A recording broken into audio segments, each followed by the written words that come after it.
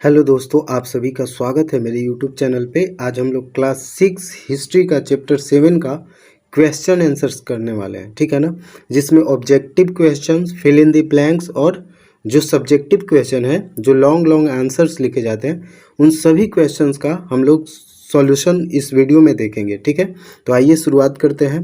तो पहले हम लोग ऑब्जेक्टिव क्वेश्चन जो भी हैं उनको देख लेते हैं, ठीक है। तो आई होप इन सभी क्वेश्चंस का आंसर आप लोग पहले ही कर चुके होंगे या फिर आप खुद ब खुद दे दीजिएगा अगर जब अच्छे से आप ये तीनों जो वीडियोस हैं इस चैप्टर 7 का वो कंप्लीट देखे होंगे, ठीक है। तो आइए शुरुआत करते। तो पहला जो क्वेश्चन है वो क्या है, महाजनपदों का विवरण प्राप्त होता है। यानी कि जो 16 महाजनपदों के बारे में इतिहास से हमें जानकारी कौन से ऐसे ग्रंथ है या फिर कौन सी ऐसी वस्तु है जिससे हमें 16 महाजनपदों के बारे में पता चलता है। तो क्या वो ऋग्वेद है, चित्रित धूसरपात है, ब्राह्मण ग्रंथ है या फिर बौद्ध एवं जैन ग्रंथ है। तो किस ग्रंथ से हमें ये 16 महाजनपदों के बारे में जानकारियाँ मिलती हैं? तो वो हमें मिलती हैं किससे? दूसरा नंबर जो ऑप्शन है बौद्ध एवं जैन ग्रंथ, इससे हमें क्या मिलती है? 16 महाजनपदों के विवरण प्राप्त होते हैं। यानी कि जो 16 महाजनपद थे उनके बारे में विस्तृत जानकारी हमें कहाँ से मिलती है? बौद्ध एवं जैन ग्रंथ से, ठीक है। आप लोग पहले पढ़े होंगे, ठीक है। आइए इसका जो ख है क्वेश्चन उसका देखते। तो कौन सा महाजनपद बिहार में स्थित है? कौन सा ऐसा महाजनपद है जो बिहार में स्थित है, मतलब था। यानी कि जो 16 महाजनपद थे उनमें कौन से, ये जो चार ऑप्शन दिए हुए हैं इनमें से कौन सा ऐसा महाजनपद है जो बिहार में अवस्थित था?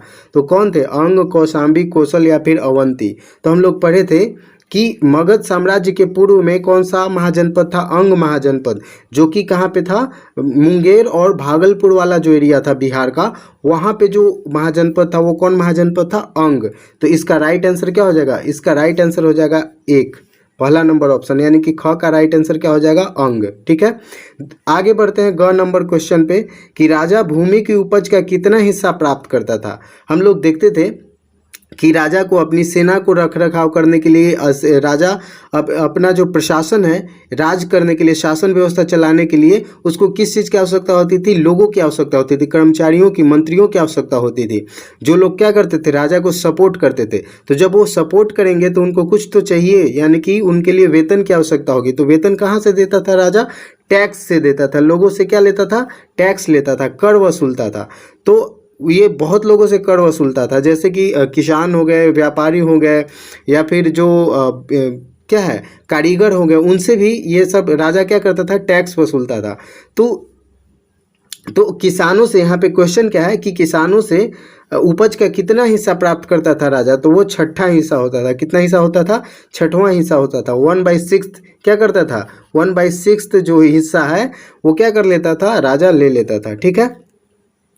अब आगे बढ़ते तो इसका ग का राइट आंसर क्या हो जाएगा? एक हो जाएगा, छठा हिस्सा। आगे बढ़ते हैं, मगध के शासक अजातशत्रु की राजधानी कहाँ थी? यानी कि मगध का जो शासक था, अच्छा ये बताइए अजातशत्रु का पिता कौन था? ये आपको कमेंट बॉक्स में लिख करके बताना है, ठीक है ना। ये आपका क्वेश्चन होमवर्क है क्या, कि मगध के शासक जो अजातशत्रु है इसका पिता का क्या नाम था? ये किसका बेटा था अजातशत्रु, ठीक है ना। और इसकी माता का भी अगर हो सके तो नाम लिख दीजिएगा कि अजातशत्रु की माता का नाम क्या था और इसका ननिहाल कहाँ था, ये भी आपको बताना है। तो कमेंट बॉक्स में जरूर इसका आंसर करके बताइएगा अगर आपको पता है तो, और अगर नहीं पता है तो वीडियो जा करके देखिए, उसमें हमने बताया है। तो यहाँ पे क्या है कि मगध के शासक अजातशत्रु की राजधानी कहाँ थी? तो उसकी राजधानी थी राजगृह ही थी। कहाँ थी? राजगृह। इसके बाद जो उदयन शासक बना वो यहाँ पे राजगृह से मगध का जो राजधानी वो कहाँ लेकर के आया था? पाटलिपुत्रा, जो कि आज पटना है। वहाँ पे राजगीर से अपनी जो राजधानी है वो पाटलिपुत्रा कौन लाया था? उदयन लाया था। लेकिन यहाँ पे क्वेश्चन में क्या पूछ रहा है कि अजातशत्रु की राजधानी कहाँ थी? तो अजातशत्रु की राजधानी राजगीर थी, ठीक है। तो इसका राइट आंसर हो जाएगा 4 नंबर, राजगीर, ठीक है। नेक्स्ट आगे बढ़ते हैं, निम्नलिखित में से कौन सा गणराज्य था? यानी कि ये 4 ऑप्शन दिए हुए हैं, यानी कि 4 महाजनपदों के नाम दिए हुए हैं, उनमें से हमें ये बताना है कि इनमें से कौन सा ऐसा जो महाजनपद था जो क्या था? गणराज्य था। तो हमने जो पिछला वीडियोज है उसमें हमने राज्य के बारे में बताया था कि राज्य किसे कहते हैं, उसके बाद गणराज्य के बारे में बताया था कि किसी भी राज्य को गणराज्य क्यों बोलते हैं, और प्राचीन समय में ये जो 16 महाजनपद थे इनमें कौन कौन से ऐसे गण थे जो गणराज्य थे, इसके बारे में भी हमने बताया है, ठीक है। तो इसका राइट आंसर क्या हो जाएगा? लिच्छवी। क्योंकि मगध राजतंत्र था, वत्स कौशल सभी पे क्या है राजा का शासन था। लेकिन जो लिच्छवी जो गण था जो वज्जी में शामिल था, यानी कि वज्जी जो महाजनपद था उसमें कितने 8 गण मिल करके क्या बनाए थे, एक महाजनपद बनाए थे जिसका क्या नाम था वज्जी। और वज्जी की राजधानी कहाँ थी, वैशाली। और उसी का एक महत्वपूर्ण गण कौन था, लिच्छवी, जहाँ पे गणतंत्र था, क्या था, गणतंत्र। ठीक है, आगे खाली स्थानों को भरे, ये वाला देख लेते हैं। तो क्या है कि अवंती का राजा कौन था, तो अवंती का राजा था चंद्रप्रद्योत। कौन था, चंद्रप्रद्योत, चंद्रप्रद्योत था। कौन था, चंद्रप्रद्योत। तो यहाँ पे क्या हो जाएगा, ख में क्या हो जाएगा, चंद्रप्रद्योत। अवंती का राजा कौन था, चंद्रप्रद्योत, जो कि बिंबिसार का क्या था, समकालीन था। अच्छा, समकालीन समझते हैं क्या होता है, समकालीन का मतलब ये हुआ कि जिस समय बिंबिसार शासन कर रहा था मगध पे, उसी समय अवंती पे कौन शासन कर रहा था, चंद्रप्रद्योत। तो हम क्या बोल सकते हैं कि चंद्रप्रद्योत का समकालीन कौन था, बिंबिसार। और अगर बोले कि बिंबिसार का समकालीन कौन था, तो चंद्रप्रद्योत हो जाएगा। यानी कि एक ही समय में, समकालीन का मतलब क्या है, कालीन मतलब काल, काल मतलब समय, यानी कि सेम समय में, यानी कि उसी समय की अगर बात करें, दो व्यक्तियों की बात करें, तो वो एक दूसरे का क्या कहलाएगा, समकालीन कहलाता है। तो क्या हो जाएगा यहाँ पे कि अवंती का राजा कौन था, चंद्रप्रद्योत। दूसरा नंबर ख देखते हैं, वज्जी संघ की राजधानी कहाँ थी। तो अभी हमने बताया था कि वज्जी संघ की राजधानी कहाँ थी, वैशाली। और वैशाली, लिच्छवी का भी जो राजधानी था वो कौन था, वैशाली ही। और लिच्छवी क्या था, वज्जी संघ का एक प्रमुख गण था। तो यहाँ पे वज्जी संघ का क्या हो जाएगा, राजधानी वैशाली। ठीक है, वैशाली इसका राइट आंसर हो जाएगा। ठीक है, आगे पाटिल ग्राम की स्थापना किसने की, पाटलीग्राम की स्थापना किसने की, तो उदयन ने किया था ना, उदयन ने किया था। कौन किया था, उदयन। ठीक है, आगे नंद वंश के शासक, लेकिन यहाँ पे पाटिलग्राम की स्थापना कौन किया था, एक मिनट, यहाँ पे उदयन नहीं होगा। पाटिलग्राम की स्थापना कौन किया था, पाटिलग्राम की स्थापना अजातशत्रु किया था। कौन किया था, अजातशत्रु, अजातशत्रु। लेकिन अपनी राजधानी कौन लेकर के आया था, अपनी राजधानी लेकर के आया था उदयन, यानी कि राजगीर से राजधानी उदयन लेकर के आया था। लेकिन इसकी जो स्थापना है वो कौन किया था, अजातशत्रु किया था। ठीक है ना, तो इसका राइट आंसर क्या हो जाएगा, अजातशत्रु। तो ग का राइट आंसर हो जाएगा अजातशत्रु। ठीक है, आगे घ है कि नंद वंश के शासक के समय सिकंदर का भारत पे आक्रमण हुआ था। तो नंद वंश का कौन सा शासक था जिसके समय सिकंदर का आक्रमण हुआ था भारत पे, तो उस समय कौन था, घनानंद। कौन था, घनानंद। इसका राइट आंसर क्या हो जाएगा, घनानंद। तो उस समय किसका शासक था, घनानंद का शासन था, जब सिकंदर भारत पे क्या किया था, आक्रमण किया था। कब किया था, लगभग 326 ईसा पूर्व में किया था। कब किया था, 326 ईसा पूर्व में। और ये जो सिकंदर है वो भारत पे क्या किया था, आक्रमण किया था। और उस समय नंद वंश का, मगध पे नंद वंश का शासन चल रहा था, और नंद वंश का शासक कौन था, घनानंद था। ठीक है, आगे लिच्छवी संघ का एक गण था। तो लिच्छवी जो है वो किस संघ का गण था, तो अभी बहुत बार ये रिपीट हो गया, किस संघ का गण था, तो वज्जी संघ का क्या था, एक गण था। क्या था, वज्जी संघ का एक गण था, जिसकी राजधानी कहाँ थी, वैशाली। कहाँ थी, वैशाली। ठीक है, आगे आइए चर्चा करें राजा को। अब ये जो राइटिंग वाला यानी कि सब जो सब्जेक्टिव क्वेश्चंस है, इनका आंसर भी हमने लिखे हुए हैं। तो आपको उसको क्या करना है, वीडियोस को पॉज कर देना है, और पॉज करके अपने नोटबुक में वो जो आंसर है वो आप लिख सकते हैं। ठीक है ना, तो आइए देखते हैं। तो पहला क्वेश्चन क्या है कि राजा को कर की आवश्यकता क्यों पड़ी, और उस काल में कौन कौन लोग कर चुकाते थे। कर मतलब क्या होता है, टैक्स। कर का मतलब क्या होता है, टैक्स। हम लोग पिछले वीडियोस में भी पढ़े हैं कि कर का मतलब क्या होता है, टैक्स। राजा टैक्स क्यों लेता था, राजा को टैक्स की आवश्यकता क्यों पड़ी, इसके बारे में हमें बताना है। तो देखिए यहाँ पे हमने लिखा है, हैंड राइटिंग थोड़ा सा मैनेज कर लीजिएगा। ठीक है ना, तो क्या करें यहाँ पे कि राजा को कर की आवश्यकता क्यों पड़ी और उस काल में कौन कौन लोग कर चुकाते थे। ठीक है, तो क्या करें यहाँ पे, हमने आंसर में क्या लिखा है कि राजा को अपने राज्य की रक्षा के लिए, क्या है कि राजा को अपने राज्य की रक्षा के लिए बड़ी संख्या में सेना तथा शासन व्यवस्था को सुचारू रूप से चलाने के लिए मंत्री तथा कर्मचारियों की आवश्यकता थी। ये हम लोगों ने जाना। उसके बाद क्या है, इन सभी लोगों को वेतन भत्ता देने के लिए राजा को कर की आवश्यकता पड़ी। यानी कि राजा को कर की आवश्यकता क्यों पड़ी? क्योंकि उसको बहुत बड़े साम्राज्य को चलाना है, तो उसके लिए सेना भी चाहिए सुरक्षा करने के लिए। साथ ही साथ जो शासन व्यवस्था चलेगी, राजा अपना जो कार्य करेगा वो किसके सहायता से करेगा? मंत्री तथा कर्मचारियों की सहायता से करेगा। और उन सभी को क्या चाहिए? फ्री में तो वो लोग काम करेंगे नहीं, तो उसके लिए क्या चाहिए? वेतन चाहिए। तो राजा वेतन कहाँ से देगा जब तक टैक्स नहीं वसूलेगा? तो इसलिए हमने क्या लिखा कि इसलिए राजा को किस चीज़ की आवश्यकता पड़ी? कर की आवश्यकता पड़ी। ठीक है। उस समय राजा को टैक्स कौन कौन देते थे? तो उस समय राजा को कर देने वाले लोग थे कौन कौन? किसान देते थे, व्यापारी, कारीगर, ये लोग क्या देते थे? राजा को टैक्स देते थे। आगे दूसरा क्वेश्चन जो है ख, वो क्या है कि महाजनपदों के राजा अपने राजधानी को क्यों किलाबंदी करते थे? यानी कि अपनी राजधानी को किलाबंदी, राजधानी के चारों तरफ किलेबंदी क्यों करते थे राजा? तो हम लोगों ने पढ़ा था क्या कि महाजनपदों के जो राजा अपने निकटवर्ती राजाओं से हमेशा आक्रमण का खतरा बना रहता था। यानी कि अगर मान लीजिए ये एक महाजनपद है और बगल में ये महाजनपद है, तो जो भी मजबूत होगा वो अपने कमजोर पे क्या कर देता था? अटैक कर देता था। तो ये जो खतरा है ना अपने निकटवर्ती राजाओं से बना हुआ रहता था। इसलिए राजा क्या करते थे?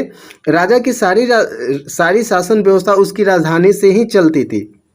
हम लोग ये भी जानते हैं कि जो राजा है उसकी राजा का महल, राजा कहाँ पे रहेगा? राजधानी में। साथ ही साथ उसकी जितने भी कर्मचारी हैं, जो भी शासन व्यवस्था चलाने की व्यवस्था है, सारी चीज़ें वो कहाँ पे? राजधानी के अंदर है।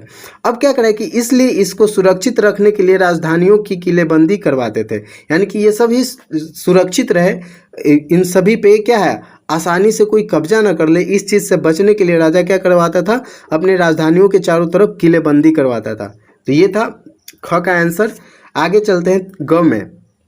ग क्या करा है कि मगध के उत्थान में प्राकृतिक संसाधनों की मुख्य भूमिका थी, इसके बारे में बताना है। यानी कि प्राकृतिक संसाधन कहने का मतलब क्या है कि जो नेचर से प्राप्त हुआ है, यानी कि स्वयं प्रकृति से प्राप्त हुआ है, उसको आदमी के द्वारा नहीं बनाया गया है, बल्कि प्रकृति में अपने आप जो मिला है, जो भी संसाधन है। संसाधन समझते हैं क्या होता है?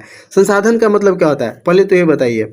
अगर आपको संसाधन का मतलब पता है तो आप कमेंट बॉक्स में करके बता सकते हैं, या फिर अभी हम बता देते हैं कि संसाधन का मतलब क्या होता है। संसाधन का मतलब वो होता है कि जैसे प्रकृति में, यानी कि पृथ्वी पे जितनी भी वस्तुएं उपलब्ध है, चाहे कोई भी वस्तु हो, अगर उस वस्तु का उपयोग मानव अपनी सुविधाओं की, यानी कि अपनी जीवन जीने के लिए और अपनी सुख सुविधाओं के लिए जो वस्तु का उपयोग करता है, वो सारी वस्तुएं क्या कहलाती है? संसाधन कहलाती है। इसका मतलब क्या हुआ कि मनुष्य पृथ्वी पे जितनी भी वस्तुएं मौजूद है, चाहे वो पानी हो गया, पत्थर हो गया, पहाड़ हो गया, पेड़ पौधे हो गए, जानवर हो गए, चाहे कुछ भी ले लीजिए, पृथ्वी पे जो भी चीज़ें आपको दिखाई देती है उन, या फिर जो महसूस होता है, अगर उन वस्तुओं का मनुष्य अपने जीवन को जीने के लिए या फिर अपने जीवन को आसान बनाने के लिए उन सभी वस्तुओं का, उन जिन जिन वस्तुओं का उपयोग करेगा, वो सभी वस्तुएं क्या कहलाएंगी? संसाधन कहलाती है। क्या कहलाती है? संसाधन। तो यहाँ पे क्या है? प्राकृतिक संसाधन, यानी कि वैसे संसाधन जो प्राकृतिक रूप से मौजूद है, यानी कि उसको आदमी ने नहीं बनाया है, बल्कि प्रकृति में खुद ब खुद मिला है प्रकृति से। तो क्या करें यहाँ पे कि मगध के उत्थान में, यानी कि मगध साम्राज्य इतना विकसित हुआ, इतना विस्तृत हुआ, इसमें प्राकृतिक संसाधनों की मुख्य भूमिका थी, इसके बारे में हमें बताना है। ठीक है। तो क्या करें, हमने आंसर में क्या लिखा है कि मगध के उत्थान में प्राकृतिक संसाधनों की प्रमुख भूमिका थी, क्योंकि यहाँ पर लोहे के प्रमुख भंडार थे जो हथियार एवं औजार बनाने के काम में आता था। ठीक है ना। और ये जो वीडियोज है ना, इनको पॉज करके और आप लिख लीजिएगा। ठीक है। तो हम यहाँ पे समझा देते हैं। तो क्या करें यहाँ पे कि हथियार एवं औजार बनाने के काम में आता था, और लोहे के हथियार बहुत मजबूत होते थे, जिससे दुश्मनों से लड़ने साथ ही साथ जंगलों की सफाई करने में प्रमुख भूमिका निभाते थे। यानी कि अगर दुश्मन से लड़ाई करें तो ये हथियार लोहे का क्या होता था? बहुत मजबूत होता था तांबे की अपेक्षा। और साथ ही साथ जंगलों की कटाई की जाती थी, किस चीज़ के लिए? कृषि योग्य भूमि बनाने के लिए। तो इसमें भी यानी कि जितना ज़्यादा जंगलों की सफाई होगी उतने ज़्यादा उतने क्षेत्र पे क्या होगा? कृषि कार्य होगा, जिससे भोजन की उपलब्धता बढ़ती जाएगी। और जब भोजन बहुत बड़ी मात्रा में उपलब्ध होगा तो राजा क्या करता था? उन भोजनों को अपनी सेना में क्या करता था? अपने सेनाओं को उपलब्ध करवाता था, और बहुत बड़ी संख्या में सेना को क्या करता था? मैनेज करता था, यानी कि उसकी रख रखाव करता था, जिससे क्या हो सके किसी भी राज्य पे अटैक करके उनको अपने कब्जे में ले लिया जाए। तो इस तरीके से मगध का क्या हुआ? उत्थान हुआ। और क्या करें कि मगध जो है ना वो गंगा, सोन तथा घाघरा नदियों के संगम पर बसा महाजनपद था, जिससे यहाँ बहुत ही उपजाऊ मिट्टी पे फसल अच्छी होती थी। किसान जरूरत से अधिक फसल उपजाते थे, जिससे सेना को भोजन आसानी से उपलब्ध हो जाता था, साथ ही साथ हो जाता था। यानी कि इस तरीके से जो है वो जो प्राकृतिक संसाधन है वो मगध के उत्थान में बहुत प्रमुख भूमिका निभाए। ठीक है, आगे द्वितीय नगरीकरण के विकास पर चर्चा करें। यानी कि जो द्वितीय नगरीकरण है, तो आप कमेंट बॉक्स में ये लिख करके बताइए कि प्रथम नगरीकरण क्या था, प्रथम नगरीकरण क्या था और प्रथम नगरीकरण कब हुआ था। जैसा कि इसके आंसर में ही हम लिख चुके हैं क्या कि लगभग 3700 वर्ष पहले। इसका आंसर हम लोग कैसे देंगे कि लगभग 3700 वर्ष पहले सिंधु सभ्यता, जिसे प्रथम नगरीकरण कहा जाता है, लुप्त हो चुकी थी। उसके बाद दूसरी बार नगरों के प्रमाण लंबे अंतराल के बाद मिलते हैं, लगभग 600 ईसा पूर्व में।